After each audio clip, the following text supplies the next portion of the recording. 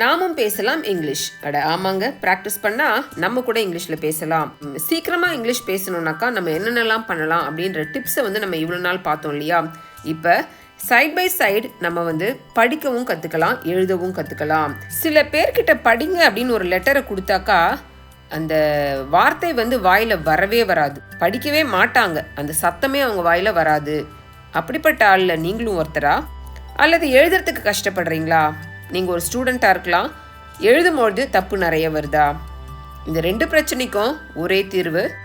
தமிழை எப்படி நம்ம எழுத்து கூட்டி படிக்க பழகிறோமோ அதே மாதிரி இங்கிலீஷையும் நம்ம எழுத்து கூட்டி படிக்க பழக போகிறோம், எழுத போகிறோம். தமிழ் போல் இங்கிலீஷ் எழுத்து கூட்டி படித்தல், எழுதுதல். இந்த சீரீஸை நீங்கள் தொடர்ந்து பார்த்துட்டு வந்தீங்கன்னாக்கா சீக்கிரமாகவே உங்களாலையும் இங்கிலீஷை எழுத்து கூட்டி எழுத முடியும், படிக்க முடியும். இப்போ நம்ம லெசனுக்கு போகலாமா?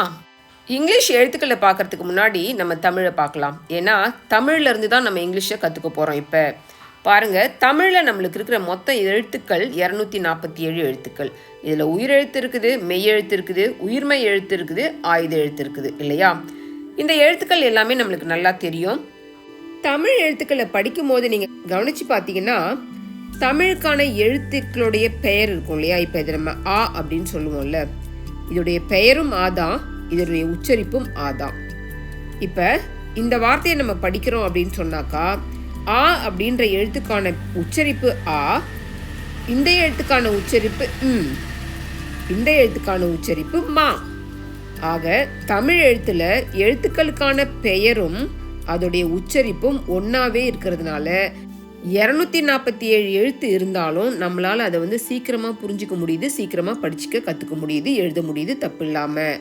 ஆனால் நம்ம இங்கிலீஷை எடுத்துக்கிட்டோம் அப்படின்னாக்கா அதோடைய எழுத்தினுடைய பெயர் ஒன்று, அந்த எழுத்துக்கான உச்சரிப்பு ஒன்று.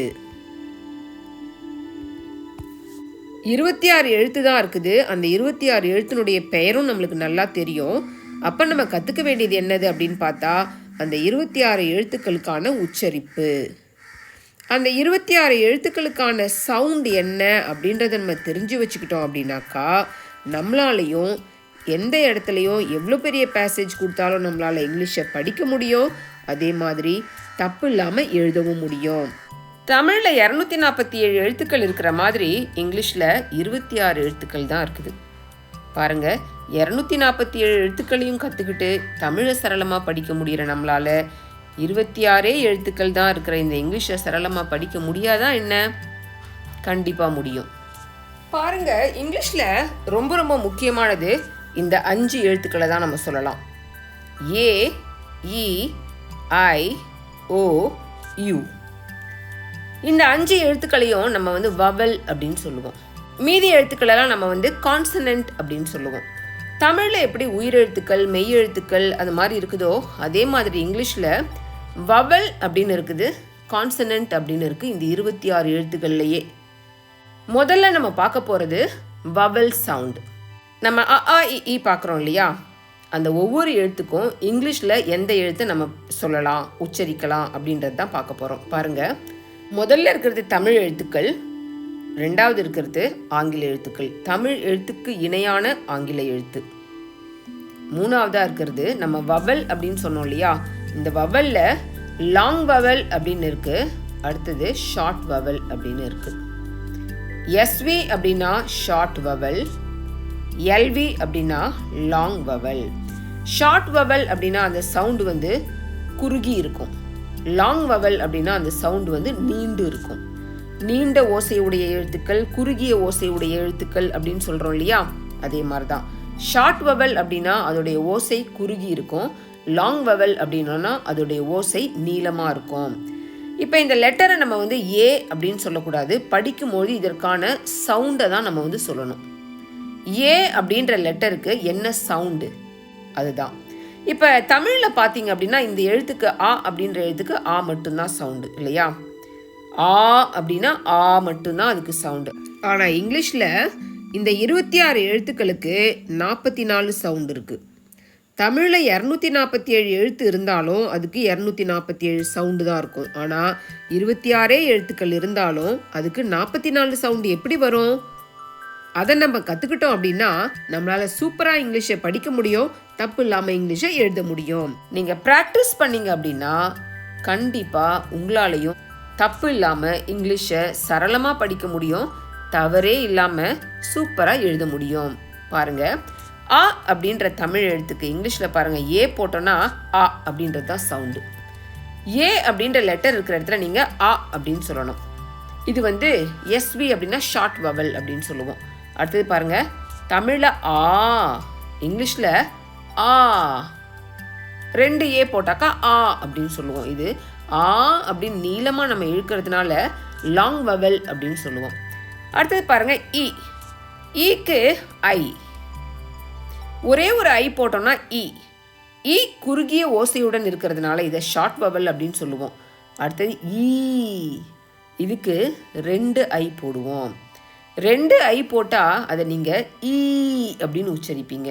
இந்த ஈ அப்படின்றது நீளமாக உச்சரிக்கப்படுறதுனால இதை நம்ம லாங் வவல் அப்படின்னு சொல்லுவோம்.